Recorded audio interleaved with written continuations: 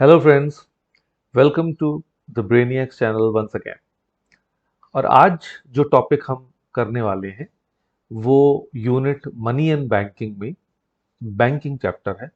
और banking chapter के अंदर जो मेनली आरबीआई के बारे में, क्योंकि वो सेंट्रल बैंक है हमारा, और कमर्शियल बैंक्स के बारे में या हमारे आरबीआई के क्या फंक्शंस हैं, बेसिकली आज का टॉपिक इसके बारे में है। तो चलिए शुरू करते हैं हमारा आज का वीडियो। और जैसा कि मैं हर बार आपको बताता हूं कि जो भी प्रेजेंटेशन है ये आप डाउनलोड कर सकते हैं हमारी वेबसाइट से। उसका लिंक डिस्क्रिप्शन में दिया गया है। ठीक है, तो उससे आपको बार बार रिवाइज करने में बहुत हेल्प मिलेगी। एग्जामिनेशन के टाइम में नोट्स पढ़ने में आपको बहुत सुविधा हो जाएगी। चलिए अब हम करते हैं कि फंक्शंस ऑफ सेंट्रल बैंक। अब अगर हम अपने देश की बात करें तो सेंट्रल बैंक है क्या, या हमारे देश का सेंट्रल बैंक क्या है। कोई स्टूडेंट कह सकता है sir central bank of India है तो सही, but central bank of India is just another bank. हर देश के अंदर एक सेंट्रल बैंक होता है और हमारे देश के अंदर उसका नाम है आरबीआई, यानी रिजर्व बैंक ऑफ इंडिया। ये मेन बैंक है जिसको हम अपेक्स बैंक कह सकते हैं। और आपने देखा होगा, आप लोगों के बैंक अकाउंट्स भी होंगे, किसी का स्टेट बैंक में, किसी का एचडीएफसी में, कोई कैनरा में, कोई पंजाब में। ऐसे करके बहुत सारे बैंक्स हमारे देश के अंदर हैं। तो सबसे पहले ये जानना जरूरी है कि हमारे देश का बैंकिंग स्ट्रक्चर है क्या। तो उसके लिए आपके सामने स्क्रीन पे ये इमेज आ रही है। हम ये इस बात को समझिएगा कि ये क्या कहती है। हम कहते हैं कि हमारे देश में basically it is a two tier structure. Two tier structure मतलब दो लेवल्स। टॉप लेवल पे हमारा आ जाता है सेंट्रल बैंक यानी रिजर्व बैंक ऑफ इंडिया, और सेकंड लेवल पे हमारे कमर्शियल बैंक्स। हम कमर्शियल बैंक्स को ज्यादा जैसे शेड्यूल्ड बैंक्स, अनशेड्यूल्ड बैंक्स की कैटेगरी में भी बांट सकते हैं। फिर आप देख रहे हैं कमर्शियल बैंक्स। तो ये हम for the basically motive of understanding हम इसको टू टायर स्ट्रक्चर कहते हैं। बट इन रियलिटी अगर आप देखें तो इतनी तरह की बाइफरकेशंस हैं। ठीक है, कि भाई पब्लिक सेक्टर यानी सरकारी बैंक हो गए, प्राइवेट सेक्टर बैंक जो प्राइवेट सेक्टर के हैं, कुछ फिर गांव में हो जाते हैं, कुछ जो है कोऑपरेटिव बैंक्स होते हैं। तो इस तरह के अलग अलग बैंक्स हैं। बट ओवरऑल हम यही मानते हैं कि we have a two tier structure in our country, जिसमें फर्स्ट लेवल पे, टॉप मोस्ट लेवल पे हमारा आ जाता है आरबीआई, और सेकंड लेवल पे आ जाते हैं हमारे कमर्शियल बैंक्स। अब सवाल ये उठता है ये आरबीआई है क्या। तो जैसे हमने कहा भाई मेन बैंक है, ठीक है। तो और इसकी full form reserve bank of India. इसको 1 अप्रैल 1935 को बनाया गया था, और इसका मेन पर्पस है मॉनेटरी पॉलिसी को मैनेज करना, क्रिएट करना, और देश की जो भी हम कहते हैं भाई करेंसी है, क्रेडिट सिस्टम्स हैं, उन सबको मैनेज करना, कंट्रोल करना। इनिशियली इस बैंक को कलकत्ता में जो है बनाया गया था। वहाँ पे ये सेटअप हुआ था जो आज जिसको आप कोलकाता के नाम से जानते हो। बट जल्दी ही उसके हेड ऑफिस को 1937 में मुंबई में शिफ्ट कर दिया गया, और तब से लेकर आज तक इसका हेडक्वार्टर मुंबई ही है। जब अब आरबीआई का जो हेड होता है उसको हम गवर्नर कहते हैं। जो पहले गवर्नर थे वो सर सी डी देशमुख थे।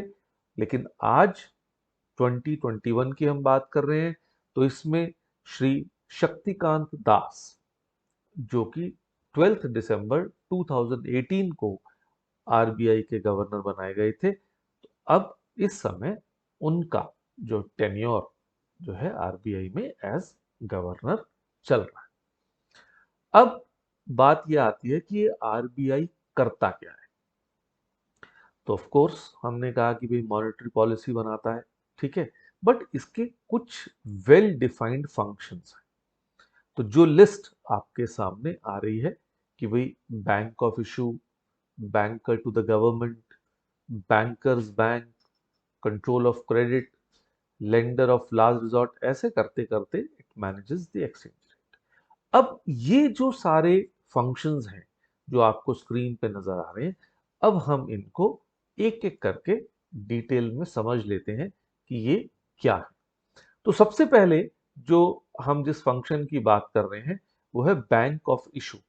तो बैंक ऑफ इशू का मतलब है कि भाई जो आप करेंसी अपने इंडियन करेंसी, हजार हजार के तो नोट चलो खैर बंद हो गए, तो 500 के, 2000 के, 50 जो भी पेपर करेंसी जो है हमारी सर्कुलेशन में है हमारी इकोनॉमी में, उसको आरबीआई ही इशू करता है। और आप देखेंगे कि आरबीआई की करेंसी, तो इस पेपर करेंसी को उस पे गवर्नर के सिग्नेचर्स भी होते हैं। लेकिन हाँ, जो रुपी वन, 1 रुपी का नोट है, वो इकलौता ऐसा नोट है जिसको मिनिस्ट्री ऑफ फाइनेंस, जो गवर्नमेंट ऑफ इंडिया की है, वो इशू करती है। और जहां तक कॉइन्स की बात है, कॉइन्स फिर गवर्नमेंट ऑफ इंडिया इशू करती है। तो आप ये कह सकते हो तीन तरह से आप डिवाइड कर लीजिए कि जो भी पेपर करेंसी है एक्सेप्ट 1 रुपी नोट, वो आरबीआई इशू करता है। 1 rupee note ministry of finance issue करती है। और जो कॉइन्स की बात है वो गवर्नमेंट ऑफ इंडिया इशू करती है। तो ये हुआ पहला फंक्शन। तो ये एक तरह से सोल मोनोपोली पावर है आरबीआई के पास नोट इशू करने। तो सेकंड फंक्शन पे आते हैं, which is banker to the government. तो बैंकर टू द गवर्नमेंट, जैसे आपका अगर अकाउंट एचडीएफसी में है, एस मतलब किसी भी कमर्शियल बैंक, वही काम आरबीआई गवर्नमेंट के लिए करता है। तो जितने भी बैलेंसेस गवर्नमेंट, मतलब जो पैसा गवर्नमेंट का है या गवर्नमेंट की ट्रेजरी जो है, आप वो कह सकते हो वो सेंट्रल बैंक में है, मतलब आरबीआई। और उस पैसे पे आरबीआई को इंटरेस्ट नहीं देता। लेकिन हाँ, गवर्नमेंट के जितने भी ट्रांजैक्शंस होंगे उसमें जो पेमेंट रिसीव करनी है या the government has to make the payment, that is done by the RBI. कोई भी पब्लिक डेट है, गवर्नमेंट के लिए लोन्स अरेंज करने हैं, वो काम भी आरबीआई का है। तो आप इन अ वे हम ये बात कह सकते हैं कि RBI acts like a physical agent of the government. ठीक है, तो ये बात ध्यान रखिएगा। आप या मैं यानी कॉमन मैन, हम लोग जाके आरबीआई में अकाउंट नहीं खोल सकते, वो केवल गवर्नमेंट खोले। बट कुछ लोग और हैं जो खोल सकते हैं, और वो क्या है, बाकी के कमर्शियल बैंक। इसीलिए हमने कहा कि तीसरा फंक्शन है कि इट इज बैंकर्स बैंक। ठीक है ना, यानी और बैंक्स के लिए। तो अब उसमें आप ये कहो कि भाई उनके लिए क्या करता है आरबीआई, तो आप कहोगे it is the custodian of cash reserves of the commercial banks, कि भाई जितना भी कैश रिजर्व है कमर्शियल बैंक्स के पास, उसकी सबकी देखभाल करना, lender of the last resort. और यहाँ तक कि जो सेंट्रल क्लियरेंस है, सेंट्रल क्लियरेंस का मतलब जब आप चेक्स इशू करते हैं या रिसीव करते हैं एक बैंक से दूसरे बैंक का, जो सेटलमेंट होता है, क्योंकि हम जब किसी का किसी भी बैंक में अकाउंट हो सकता है, और वो किसी को जब पेमेंट करेगा तो उस पर्सन का भी किसी भी बैंक में अकाउंट हो सकता है।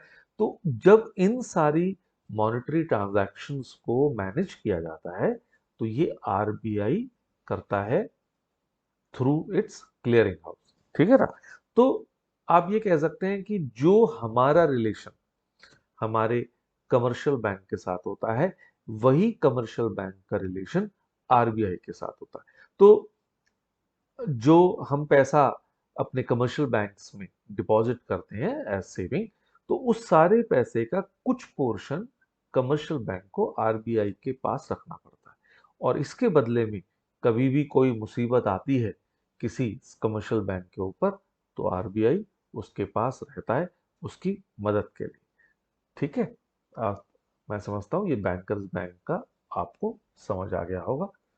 फिर हम अगले पे आते हैं, कंट्रोलर ऑफ क्रेडिट। तो जो मेन ऑब्जेक्टिव है सेंट्रल बैंक का, it is to maintain price and economic stability, क्योंकि वो सारी मनी मार्केट को रेगुलेट करता है। और सेंट्रल बैंक की सप्लाई ऑफ मनी, जो हमने पिछले वीडियो में देखा था कि भाई मनी सप्लाई क्या होती है, कि volume of money in circulation in the economy at a given point of time, तो उसको कंट्रोल करने का काम भी जो है सेंट्रल बैंक का ही है। क्योंकि आप देखिए प्राइस इंस्टेबिलिटी, वो इन्फ्लेशन की वजह से भी हो सकती है, डिफ्लेशन की वजह से भी हो सकती है, और दोनों ही नुकसानदायक है। ठीक है, कि भाई महंगाई बहुत ज्यादा हो गई, ठीक है, तो वो भी खतरनाक है। तो सेंट्रल बैंक इस तरह की फ्लक्चुएशंस को कंट्रोल करता है। फिर नेक्स्ट फंक्शन पे आते हैं, यानी लेंडर ऑफ लास्ट रिसॉर्ट। अब किन के लिए लेंड करेगा? ऑफ कोर्स कमर्शियल बैंक्स, कि कमर्शियल बैंक्स की जो भी फाइनेंशियल नीड्स हैं उनको ये पूरा करेगा। क्योंकि अगर कभी भी, आज से कुछ साल पहले की बात है, अगर मैं आपको एक एग्जांपल दूं, कि लोगों को लगा कि आईसीआईसीआई बैंक जो है वो लॉस में और बंद हो जाएगा, तो लोग घबरा गए। शाम का वक्त था, लोगों के एटीएम्स के जो भी अकाउंट होल्डर्स थे, इस डर के मारे कि उनका पैसा डूब जाएगा, वो एटीएम्स पे लाइन लग गई और लोग अपना विड्रॉ करने लगे। अब ऐसे में क्या हुआ कि भाई एटीएम को ये तो है नहीं कि दूसरी तरफ कोई इंसान बैठा है और वो नोट दिए जा रहे हैं, मशीन है और उसके अंदर एक लिमिटेड अमाउंट होता है।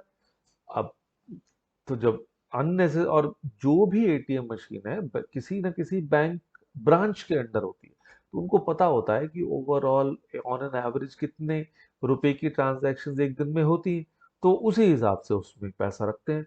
अब ये एक अनप्रेसिडेंटेड सिचुएशन थी, पैनिक सिचुएशन थी, और लोग आके लाइन में लग गए और विड्रॉ करने लगे।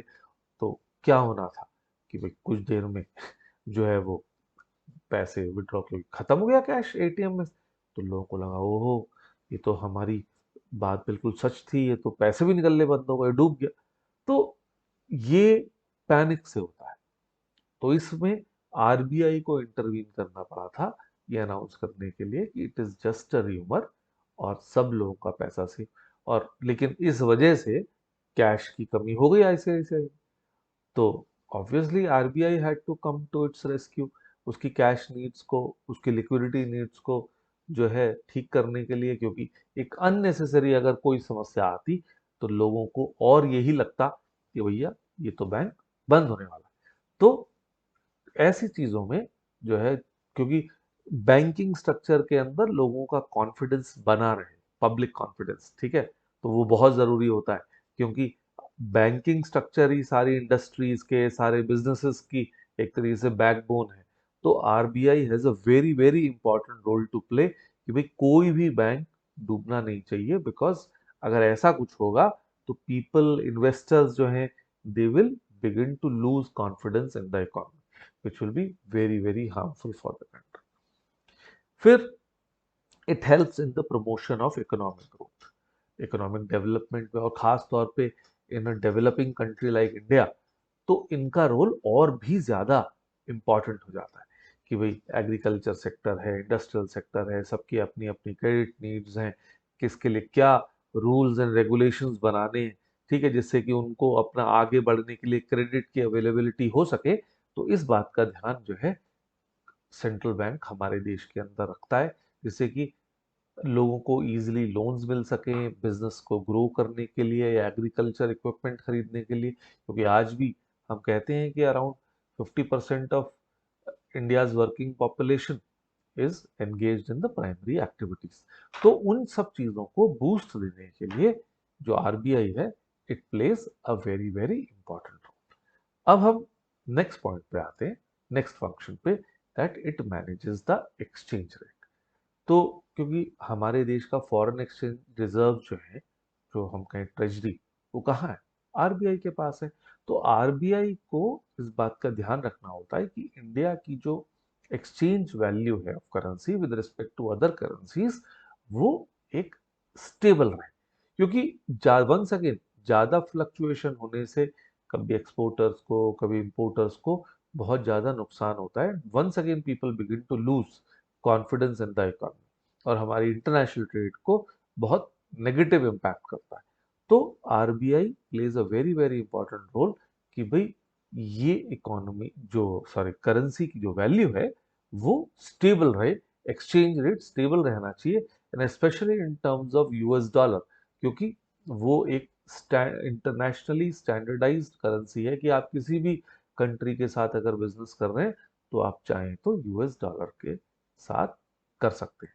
तो ये जो था हमारा लास्ट पॉइंट था, एंड आई बिलीव कि आपको समझ आया होगा। You can go through this once again. Thank you for your kind attention.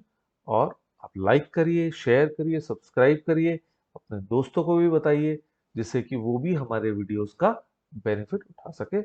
तब तक के लिए नेक्स्ट वीडियो का वेट करिए। जल्दी ही हम मनी क्रिएशन पे बाय द कमर्शियल बैंक्स हम नेक्स्ट वीडियो लेके आएंगे। Okay, till then, bye bye.